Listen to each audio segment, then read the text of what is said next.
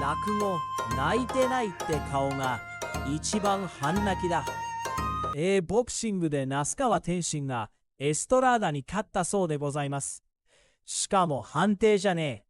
9回終わって向こうがコーナーに座ったまま出てこねえ。危険だ。これは勝ち方としてはなかなか重い。師匠、ボディが効いてたんですか？効いてたらしい。向こうの説明じゃ、2ラウンド前くらいから左脇腹がえらく痛い。呼吸するたびに痛い。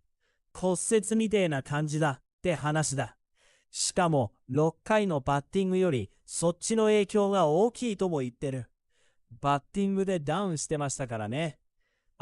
これで試合が終わりかとハラハラしたがな。うまい。やっぱりちゃんとボディで削ってたんですね。そうだ。ただ速いだけじゃねえ。上下に散らして前後に動いて距離を作って必要なら中でも打つ。あれはだいぶボクサーの顔になってた。でもエストラーダはもう年じゃないかって声もありますよ。それは出る。35だし引退かなんて話も出る相手だ。だがな、だからって勝って当然というのも雑だ。元2階級王者で経験は山ほどある。その相手を動きで外して腹を痛めて座らせた。それはちゃんと宿題を解いた勝ち方だ。じゃあ、井上へのリベンジというか再挑戦へ転身ですね。そうだ。前に負けてじゃあ世界級にどう勝つんだって宿題が出た。今回はそれを一つ片付けた。しかもただ拾った判定じゃなくて内容を見せた。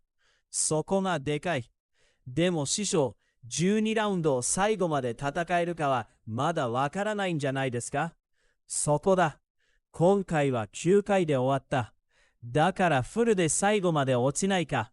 苦しい11回、12回をどう戦うか。そこはまだ残ってる。ただ少なくともこの夜は9回までちゃんと動いてた。だからすぐ止まるって決めつけはだいぶ言いにくくなった。じゃあ今日はかなりいい勝ち方だったんですね。よかったとも。しかも試合後だ。本人は泣いてないって顔をしてたが、こっちから見るとだいぶ半泣きだ。ああいう泣いてません。これは汗です。みてえな顔が一番泣いてる。それだけ重い勝ちだったんですね。そうだ。観客をハラハラさせることなくボディーブローで決めた。苦しい宿題を一個片付けた顔ってのは泣いてないと言い張るほどファンには半泣きに見えるってこった。お後がよろしいようで。ここから師匠のニュース解説です。今回の那須川天心対フアン・フランシスコ・エストラーダは WBC バンタム級挑戦者決定戦でした。結果は9回終了後、エストラーダ陣営が棄権を申し入れて那須川の TKO 勝ち。試合前の位置づけとしてもこれは世界戦に向けた大きな分岐点の試合でした。まず一番重要なのは棄権理由です。エストラーダ側の説明では、止める2ラウンド前から天心のパンチで左脇腹に骨折のような痛みがあり、呼吸のたびに痛かったとされています。さらに6回の偶然のバッティングよりも脇腹へのダメージの方が大きかったと述べています。試合後には病院へ搬送されており、単なる気持ち切れではなく、体のダメージで止まったと見るのが自然です。ここで大きいのは、那須川がただ速かっただけではなく、速さを有効打へ変えたことです。試合を見た評価でも、那須川は足を使い、距離を保ち、上下に打ち分け、エストラーダにリズムを作らせなかったとされています。バッドレフトフックは、これを那須川のボクシングキャリアにおける最大かつ最良のパフォーマンスの一つと評しました。エストラーダ陣営自身もダメージに加えて那須川のスピードに手を焼いたと認めています。つまりスピードはあるが通用しないのではという疑問にかなりはっきり答えた試合でした。もちろん慎重に見るべき点もあります。エストラーダは35歳で前世紀からの衰えを指摘する声が出るのは当然です。しかしだから勝って当然と片付けるのも違います。元2階級王者で経験値は桁違いです。その相手を日本で、しかも自分のボクシングで崩した。那須川にとっては内容を伴った大きな実績です。残る論点はやはり12ラウンドです。今回の試合は9回終了で終わったため、フルラウンドをどう乗り切るか、終盤の組み立てをどうするかという問いにはまだ完全な答えがありません。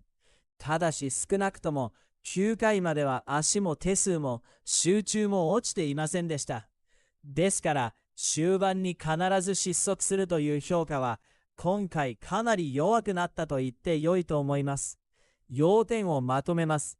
第1に、この試合は WBC バンタム級挑戦者決定戦で那須川は世界戦に大きく前進した。